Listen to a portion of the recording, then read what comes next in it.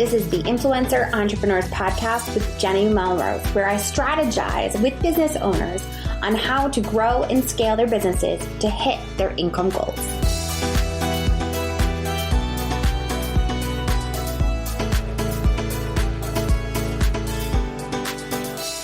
This is episode 165 of the Influencer Entrepreneurs Podcast with Jenny Melrose. Today, I'm speaking with Lydia Fenet, writer of The Most Powerful Woman in the Room Is You.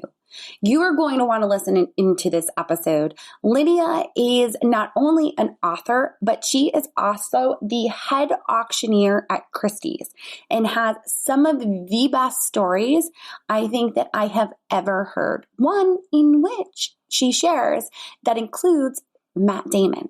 So if you're a Matt Damon fan, you're probably going to want to listen in. But also, I want you to really start to think about what she's talking about in terms of when it comes to confidence, because this is what this book is meant to be about. It is meant to inspire you to have the confidence so that you know that you are the most powerful woman in the room. All right, let's dive in. Hi, Lydia. How are you? I'm well. Thank you so much for having me on your podcast. I am so excited to have you on. Will you actually introduce yourself and tell me a little bit about what it is that you do? Of course, my name is Lydia Fenet. I'm a global managing director at Christie's Auction House, and I'm also the lead benefit auctioneer. So I have two roles in my company. I spend my days in the office securing large-scale global partnerships for Christie's, and I spend my nights on stage raising money for nonprofits around the world. Okay, very good. And it's a lot of people are going to be like, wait a second, why? This doesn't have a lot to do with online space. What are we talking about here? Will you tell everyone, you wrote the wonderful book. I picked it up this summer. Just the cover is what caught my eye of your book. It was in Target, picked it up, and I was, we're going to see. But tell everyone, why did you write You're the Most Powerful Woman in the Room Is You? So when I told you that I was the lead benefit auctioneer for Christie's, a lot of people have no idea what that means, honestly. So I think it helps to explain that a little bit. I am essentially the person who stands on stage at the charity galas anywhere in the world, raising money for whatever charity is looking for funds at that time. And in that capacity, I stand in rooms of 1,000 people. I stand on stage at Madison Square Garden in front of 6,000 people. And the one question that people always ask when I get off stage is, how do you do that? How do you have that confidence and that power to command a room of that size?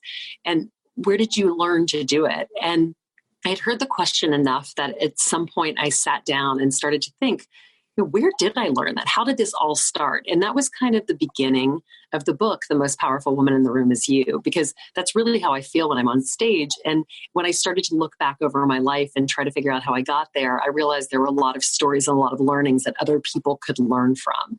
I originally sold the book as The Most Powerful Woman in the Room. And as I was writing it, I called Simon & Schuster and said, would it be okay if I added Is You? Because I just feel like this is a book of life lessons, but I'm telling you because I want other people to benefit from the things I didn't know at an early age. And hopefully they'll learn those lessons earlier and not have to overthink them and make those mistakes. Yes. No. And I remember picking up the book, going through the line at Target, and the girl was checking me out and she looked at the book title and she went kind of like, read it, looked up at me and was like, and I'm here I am. Yeah, I am here and I'm going to read it. And it's so true. It's so funny. Well, it's funny because you said two things there. You know, the reason the book is hot pink is because I was traveling a lot for work at the time that I was writing the book. And there were two different, I guess they were sort of brightly colored books that I kept seeing when I was traveling. And one of them was You Are a Badass by, I think it's Jen Sincaro. And then the other one was The Subtle Art of Not Giving a Blank. So a lot of swearing in the title, but they're both incredibly brightly colored. And so when I was traveling, I kept thinking to myself, I really have to make sure that my book is eye-catching, and it has to be pink because it's a book for women. And I think the beauty of having a hot pink book is that it takes back femininity and makes it strong and powerful. People think of pink as this sort of lovely, soft color, when in fact, pink can be powerful because it is so feminine, and women can be powerful. And that can look completely different than what power used to mean. And that's what I want this book to really show. There's an entire article there's an entire chapter about being Southern and what I learned from being Southern and how those integral tools have helped me really sell, especially in a place like New York. And I know you live in Charlotte, so you probably see that sort of Southern grace all the time, but it really is very effective and it's powerful in its own way. Yeah. So loved that chapter. Having originally been from New York and then moving down south, I probably never would have understood if I hadn't lived down here. So that was one of my favorite chapters, is the way that you kind of put that into play. One of my favorite things is the personal notes that you talk about. Yes. That is part of my goals each month, is like, that is what I've tried to do, because it is so important. Family. And I think things now with the digital age get kind of pushed aside when it comes to those things. So sitting down and writing those personal notes, I loved that piece that you added in. Absolutely. It's one of those things that it doesn't matter what someone thinks of you. At the end of the day, if you write a note from your heart, they can only think something positive about that. No one's ever said, God, I wish they hadn't written me a thank you note. You'll never hear that in your life. So be assured it will always be a positive. No, absolutely. So now your storytelling ability throughout the book is honestly what drew me in, and you clearly know how to do this on stage as well. How do you incorporate this so effortlessly? I think, honestly, I was such a voracious reader as a child. When I started to write the book, it was a lot of people asking, like, you don't really have that much time to do it. They'd given me a 3-month timeline, and there was a lot of talk of ghostwriting and getting someone else to write it. And I just kept thinking to myself, listen, I know I'm not a traditional writer, but I know what a story looks like. I mean, I've been reading book after book after book late into the evening since I was probably 5 or 6 years old. So give me a crack at it. I wrote my proposal, and I remember when they read my first sample chapter and they were like, yeah, you can do this. Like, there's no question about this. And I kind of already knew that. So I was sort of like, yeah, I've actually already written a couple of other chapters, so we're good to go. Here we go. But it's interesting. The very first chapter of the book, or the introduction to the book, I wrote when I was in a spin class with a friend of mine, and it was the middle of the summer, and we left. We were visiting them in a different place, and we left, and we got in her car to drive back to our husbands and our kids.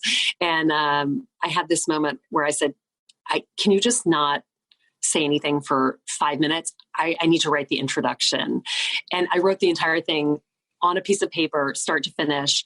And it was interesting because I wanted to draw the reader in, because the book starts with the most powerful woman in the room is you. I mean, that's the title. It's hot pink. And as you said, you're at a line at Target and someone's sort of laughing as if, why are you reading this book?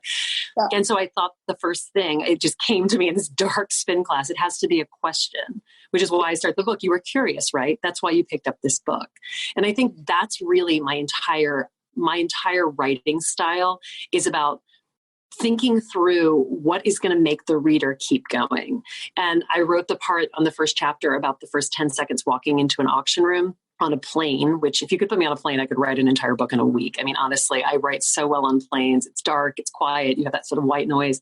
And I was trying to think, like, how do I bring the reader into that moment when I'm standing backstage and the lights are dimming and there's a video on and everyone is focused on that? How do I get that crowd? How do I make them pay attention? How does that strike method start? And so it was the 10 seconds as I walk on stage and really bringing you in as the light is coming down and my eyes are focusing, and then the gavel strikes and everything stops. So I feel like bringing people along for the story is what keeps them interested and also helps them visualize. It helps them bring it into their own life too. Yes, so much so. I definitely felt like when I read it, it was over the summer. We were at a lake house with my entire family, all the babies. There was 8 grandchildren running around, all my sister's siblings. And I just couldn't put it down because it went from one story to the next. And it was beautiful. It's beautifully written. I loved it. Oh, thank you. One of my actual favorite stories from the book was the one with Matt Damon at the auction. Can you share that story with my listeners and what happens? Of course. I know. That's my cocktail party story that has lived in infamy ever since it happened. So I was taking an auction is when you are the auctioneer. So I was asked to take an auction at a private school in Manhattan where Matt Damon's children were attending at the time. And the previous auctioneer had been taking the auction for about 25 years. I think he was a grandfather of someone in the school by that point. And that's always, as a new auctioneer, the best case scenario, because if someone isn't a trained auctioneer, you know it will go better. it's a good thing. Right. And so I arrived at the venue, and the woman who was the event organizer grabbed my arm and said, I'm going to go introduce you to Matt Damon. And in these situations, which actually happen quite a lot, because in New York, a lot of the nonprofits are supported by a celebrity, I've just learned that the best way to approach that is to act like it's not a big deal, even if internally I'm completely dying. And so I think I said, yeah, no, of course. Meanwhile, inner monologue, oh my God, I'm dying. And so I was sort of whisked through the tables and, thrown in front of Matt Damon, who I introduced myself to. We talked for 2 seconds about the fact that he was going to come on stage for not the actual auction, but the paddle raise at the end, which, you're not selling anything during paddle raise, you're just soliciting money. So I thought it might be helpful to make what is sometimes a painful part of the evening a little more fun with him. And I sat down at the same table that he was seated at, and was actually seated with his wife. So spoke with her for most of the event, but really never said anything else. But I did know, I've seen enough interviews with him to know that he has a very witty sense of humor. And I rely very heavily on a sense of humor when I'm on stage, because it kind of keeps the audience a little more engaged than if you're just spouting numbers. So I got on stage, and we were going back and forth with the bidding, and everything was going really well. And it was a fun auction. And about halfway through, there was a lot, which is basically the item that you're selling. So this lot was, I think, a private dinner for a large group of people. And Matt Damon and another table started going back and forth, and it was getting very high. I mean, absurdly high, honestly. And there was a pause, and Matt Damon said out loud, he's obviously been to many galas before, he said, "Hey, Lindsay, why don't you double the lot?" So doubling the lot means that you drive up the price to the most that you can possibly get. And then you sort of say to the audience, what if I had 2 to sell? So you get twice as much money and you sell the item twice. But at this point, I didn't actually have another one to sell. No one had said that I could sell the other one. And there was no second dinner. There was just one dinner. And I also, for the record, my name is Lydia, not Lindsay. So I had this moment, and it was sort of that flash moment where I thought to myself, if this was anyone else in the world, the first thing I would do is joke about the fact that my name is not Lindsay. So why would I do this any differently? And so I said, there's always someone in the crowd who wants to be a junior auctioneer. But unfortunately, this evening, Matt, we can't sell a second lot because we only have one to sell. And for the record, my name is actually Lydia. And it was, it's a room of 700 people. Everyone was paying attention because Matt Damon was talking. And it was one of those moments, he just sort of buried his hands in his head and just started laughing. And he's like, "I'm so sorry." And I just felt like I had such a win. It was such a great moment. And then he came up on stage for the paddle raise and said to the audience, "Oh, hey, Lindsay." And then he sort of said to the audience, this is just something we do, Lindsay and me. And I said to the audience, this is actually not something that we've ever done. They just told me there was a struggling actor named Mike Diamond who was getting on stage to help me out. And so it became this joke for the entire paddle race. He was just sort of hurling insults at me, and I was doing the same to him. And then actually, hilariously, and I don't even say this in the book, but he had a daughter in another school where I was on stage. He was not supposed to be on stage. And all of a sudden during the paddle raise, he wanders out and starts calling me Lindsay in front of the whole crowd. But it was a totally different crowd, so they didn't know the joke. And I was just sort of like, oh, this is really becoming a little more surreal than I anticipated. But yeah, and I think the takeaway for me from that was everybody always puts people on a pedestal, but it doesn't matter where someone has gotten to in their life. If they're the CEO of a company, it doesn't matter who they are.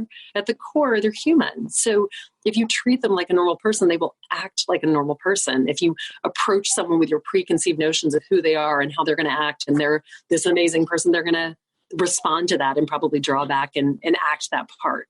So really, CEO on down, it doesn't matter. We're all people. So just remember that when you're going into any sale or anything that you're trying to do, you have enough confidence to do it. Just walk in confident and they'll match it.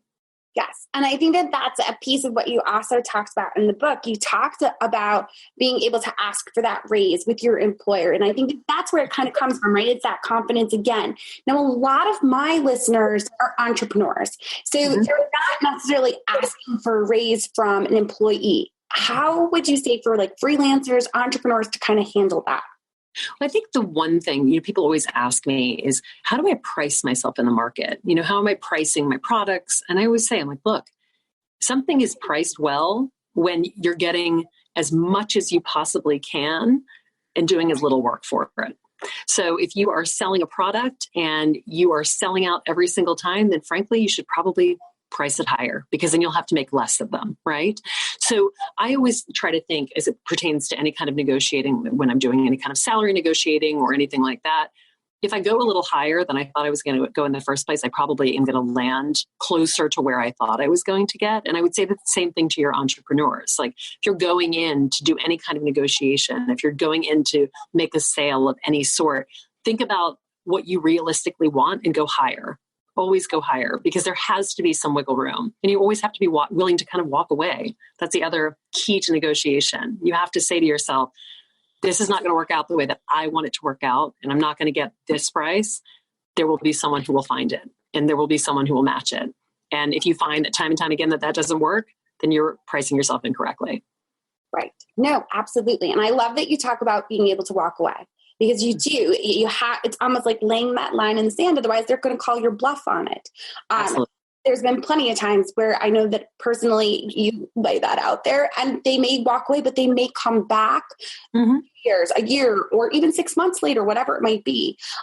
So I think that that's so important to really have that line so that it's clear cut and you are willing to walk away. So it's like kind of parenting our children. If we tell them we're going to give them a consequence and we don't do it, they know that. It's the same thing.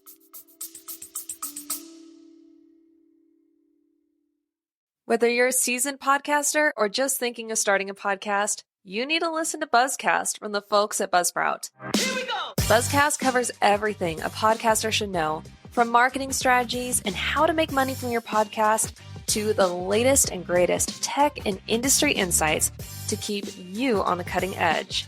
Follow Buzzcast by clicking the link in the description or go to buzzcast.buzzsprout.com and keep podcasting.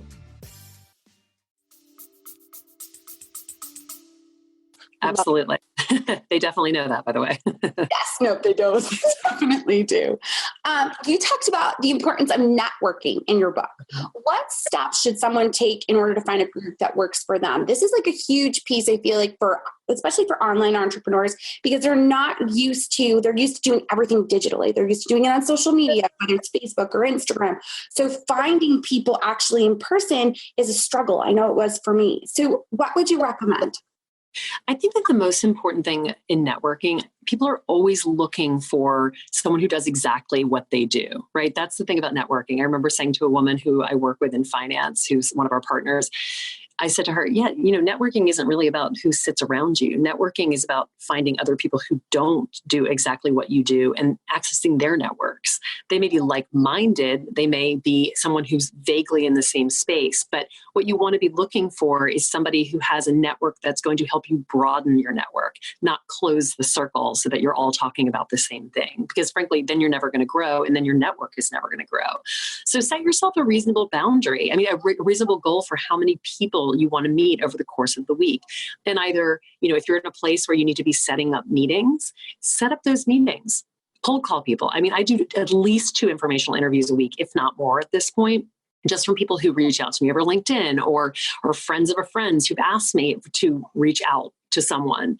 I'll also say too that what is the word I'm looking for?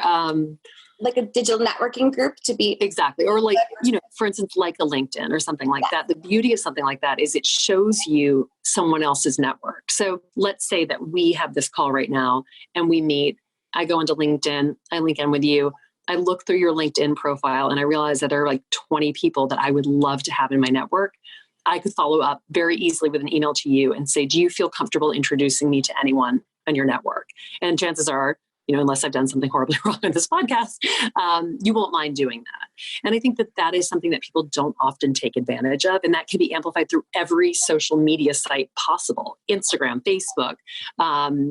TikTok, I think, might be not something you want to work through, but all of those things allow you to reach out to people by looking at who their friends are. And I do think that that is the world that we live in. And it's an amazing way to meet people. Yes. And I don't think it's normally how a lot of us that are online look at it. We often are looking for almost like a support group of people that we can not necessarily whine, but we can talk about the things that our struggles, and have someone that's going to listen and understand what it is that we do. But I love the way that you talk about it being maybe someone in an entirely different industry, but it's not about that their industry isn't related to yours. It's about who else do they know that you can create that. And I don't think we necessarily think that way. I don't know why that is, but it makes so much sense to be able to look at their networks and be able to make those connections further along the show. And I think too, the other thing you should think about is creating that network if you don't have it. I talked the last chapter of the book, I talk about this networking breakfast that I started with a woman who I didn't really know that well, but we realized we had a lot of people the same age who we didn't know in the same kind of network. And why didn't we know each other's friends? And why didn't we know this other person who'd worked in the luxury industry for a long time? Maybe not in the auction world, but maybe they worked in fashion or in media or something like that. And so we started a networking breakfast where we both brought 5 people who the other person didn't know. And all of a sudden, there were another 5 people in my network, and their networks are my networks too. And this networking breakfast has now been going on for 6 years, and we do it 5 to 6 times a year. People love it. We have different people every time. I invite people that I've met for 2 seconds. If they cold call me and say, I'm really looking for a job, or I need to do this, and I feel like they could be a good fit with the group, then I introduce them. And over that breakfast, connections are made. Jobs are sort of taken, freelance jobs are taken. I mean, it's really an amazing thing to watch happen. Yes. And I love it. In the book too, you talk about finding people that push you to be better, that aren't necessarily people that are at your level. Maybe they're even a little bit further ahead than you. And I love that you add that piece in there, because it is like that mentor that they could be looking for to help them see where else they could possibly look to go. Absolutely. And look, everybody has the ability to shift as much as they want to. You can decide that your career path looks like A on this day, and 2 years down the road, it may be complete misfit in your eyes, and you can pivot and try something new. But I think the most exciting thing about the age that we live in is these jobs are on display. You can see what these jobs look like. If there's someone who has something that's even slightly interesting to you, start following them on Instagram, or find other people who follow them in the same vein, and really start watching what they're doing. See if their day-to-day is something that might interest you. Because if you want to do a big career pivot, or if you want to start a side hustle while you have a full-time job, it's really helpful to see what it looks like, the real sort of inner workings of a job. Yes, no, absolutely. Now, writing a book is a huge undertaking. What has it provided for you in the way of your career? It has been the most amazing. It has been the most amazing year and a half of my life, honestly. The book has been the manifestation of so many dreams.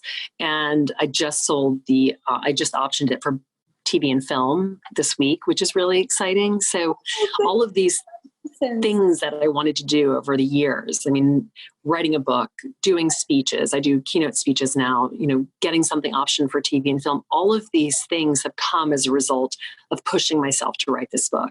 And, I say in the book, it wasn't easy. I had a 3-month-old child I had an almost year-old third child while I was writing a book in 3 months. I was still nursing. I was barely sleeping. I was getting it done after work, after charity auctions, late at night, late into the evenings, carving out an hour here and an hour there to spend as much time with my kids as possible. And it was stressful, but I'm telling you, when it was done, and what I've been able to do with it since has been an affirmation of so many of the things that I wrote about in the book. I said to Simon & Schuster probably 3 months ago, this book could very easily have sold 2,000 books, 3,000 books. But I've done 125 speeches, and I do speeches and I sell hundreds of books. And those sell more books because someone reads it and they post about it on Instagram. And I hope everyone listening will read it and post about it on Instagram. And it has just created this groundswell around this book that has its own movement now. And it's just the most magical thing to see. So it's been rewarding in more ways than I can count. And I would say to anyone who has a dream, whether it be writing a book or anything that they want to take on that they're scared to do, just do it. I am living proof that if you really pursue a dream and you get behind it and you push it, you can make it a success. Yes. And I think that when it comes to that, you've done such an excellent job of making sure that you are getting in front of different people and you're marketing it and you're sharing it on stories and your people are sharing it on stories. And I think that that's a huge piece of it, whether, like you said, it's a book or if it's a project or a product, whatever it might be. So that is such a huge piece for sure. Lydia, where are the best places, since we're talking about being able to share about it, where are the best that people can engage with you and really follow along with what you're up to? So Instagram, which is my name, Lydia Fenet, is pretty much my favorite vehicle for sharing information. You know, it's fun for me to show people what I'm doing, taking auctions. You know, last night I had a dress that I was running out of the door and I was trying to zip it up. The zipper was stuck. So I'm not even kidding. I was supposed to be out of the door in a minute. And here I am completely changing my entire outfit to get into a new dress to run out of the door. And all of those moments are sort of shared on social media as I'm going from one place to another. And I live in New York, so there's an incredible backdrop to all of it. So I would say Instagram is a fun place, but you can also read the book. I'm on LinkedIn. I have a website, lydiafenet.com, if you want to reach out to me about anything. So I'm here and available, and I am an extrovert and love meeting people. So feel free to reach out anytime. That's excellent. So we will make sure to link to that in the show notes so that we have your Instagram. Yeah, you guys know for those that are listening, you can always tag when you're listening and into the podcast. Make sure that you put it up on stories. We'd love seeing that. And Lydia, I appreciate you so much for taking the time to speak with my audience. We're going to link to the book as well. Like I said, it was one of my favorites that I read over the summer. The storytelling was amazing and it kept it going. The piece about confidence, I just think is such a huge component of what women are missing and need more in their life. So thank you.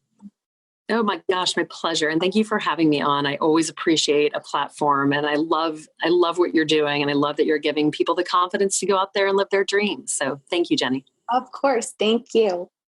All right. Well, there you have it. Clearly, you all love that story about Matt Damon. And if you love that story, you're going to want to make sure that you pick up the book, The Most Powerful Woman in the Room Is You, because Lydia tells a ton of great stories like that. Her storytelling is honestly one of my favorite parts.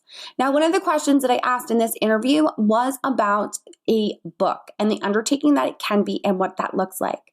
So you guys, my book is coming out really soon. It will be out this spring, and I am so excited to share it with all of you. So if you would like to get on the wait list for when the book comes out, I am going to make sure to link to that in the show notes that you can make sure that you are on that list. In the meantime, if you are sharing a screenshot to Instagram stories of how you're listening to this podcast episode, make sure that you tag me at Jenny_Melrose as well as at Lydia Fenet. All right, you guys, until next time, I will see you all then.